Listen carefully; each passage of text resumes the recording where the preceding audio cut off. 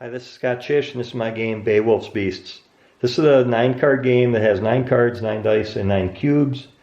The game is made up of 6 mini games that will recreate Beowulf's journey. The first phase is training. There's actually 2 mini games. You can choose from any 6. So there's 3 on each side of this card. I'll do the capture game, which tries to recreate sort of the custodial capture in old Viking board games. So I'll follow the rules here. Roll 3 dice, take the middle value. The middle value is a 5. And as a player, I'm going to try to get a value lower than 5 and higher than 5, which may be a little tough. So I'm going to roll 2 dice, and I have up to 2 re-rolls.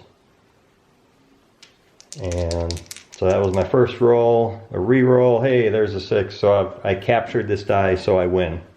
We do that 2 out of 3 times for the sake of time. Let's just assume that I won 2 out of 3 times. If I do, I gain 1 cunning. The other games are similar to that. There's a couple that are sort of dexterity games that you're rolling dice and trying to land them onto the card, like that. And other games of some skill and some luck. So let's assume I won 2 of those games. At the end of each mini game, we'll build sort of a tapestry and build a story. So because I won 2, I gain glory. So let's assume I won 2 of those, of the 3 that I chose. And we'll start that tapestry up here. Young Beowulf gains glory. The second phase isn't really a game, but it's a chance to select 2 dice mitigation. In the game, it's selecting 2 comrades to go with you on your journey. I'm going to go ahead and select adjust 1 player die to any value and adjust 1 enemy die to any value. If I don't use either of these by the end of the game, I will gain 1 glory for each of these that's not used by the end of the game. So I'm going to move that over here. Apologies for my cat hitting the tripod. The next phase is Beowulf's journey across the sea to get to the Great Hall to battle the monsters. So Beowulf is going to depart here. And the rules here, we're going to roll dice and then try to overcome that die, basically overcoming rough seas. If I roll a 1, that's a sea monster. I need to roll a 6 to overcome that. These will be placed low to high. And I did that incorrectly. So it's kind of a guessing game. I don't want to fight a sea monster. I just want to defeat. These will be placed low to high. So I'm hoping for maybe a 2 or a 3 there. Let's see what happens. Ooh, a 6. So I can't get over a 6. So what I'm going to do is I am going to roll. I'm just making sure I'm rolling the right number of die here.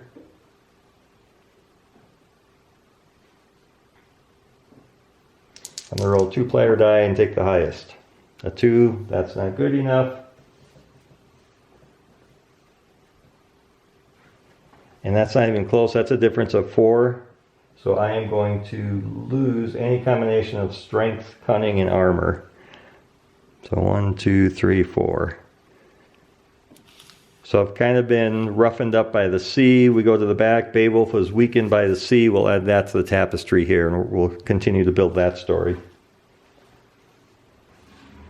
Phase 4, Beowulf arrives across the sea. He's at the Great Hall. And now he is going to battle Grendel. Apologies if I get the pronunciation incorrect. Grendel starts with 6 strength, Beowulf with 5, and Grendel attacks first. We're going to roll 3 dice, and probably can't see it on the cards there. Arrange them low to high and take the lowest value for the left-hand column and the middle value for the right-hand column. That's a 1, causes 1 damage, and the 1 doesn't do anything. And then on the player's turn, what we are going to do is roll 4 dice. And I can use any of these for each column, but if I use a 4, 5, or 6, I lose that die, so the next round I would only roll with 3 dice. But let's go ahead and see if we can cause some damage here. A 5 is 1 damage, but I'm going to lose that die. And let's just do the 2 on this side. I want to gain 1 cunning here. So I'm going to go back to Grendel, roll the dice, 1, 3, 3, 1 in the middle value, causes 1 damage, and a 3 is nothing. We'll go back and forth like this until one of us defeats the other. Let's assume that Beowulf defeats Grendel. That's a good thing. And if that happens, the first thing we do is we gain 2 glory for defeating that monster. And we add to the story, Beowulf defeats the Shadow Stalker Grendel. So we can add that here. Phase 5, the king celebrates your victory over the monster. I can adjust any of these characteristics. I'll just leave them the same for now, but just a chance to kind of adjust things and prepare for the next phase. The next phase, Beowulf is going to fight Grendel's mother.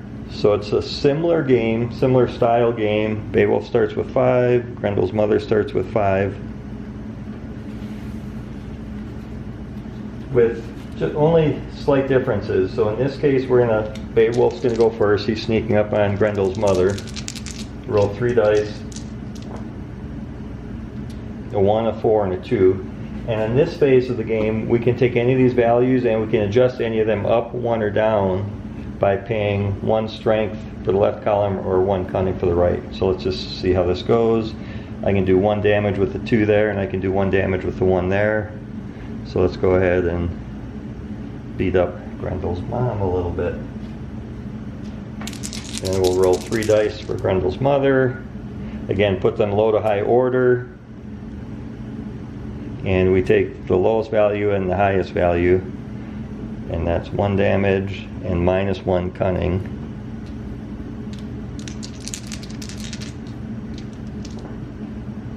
And again, we'll go back and forth. And let's say I beat up Grendel's mother, defeat her. Beowulf defeats the second beast of Heorot. Again, apologies for messing up pronunciations. So phase 7, rest and recover. The king celebrates your victory. You may move any 1 strength, cunning, or armor to any other characteristic. I'm going to go ahead and move 1 of these to armor, because up to 4, because I know what's coming in the game here. Beowulf was successful in defeating both monsters. He goes back home, becomes king, and what happens next is in his later years, he gets the chance to battle a dragon. The dragon starts with 6 health, Beowulf with 5 plus 1 for each armor. So 1, 2, 3, 4, so we're up to A4 here.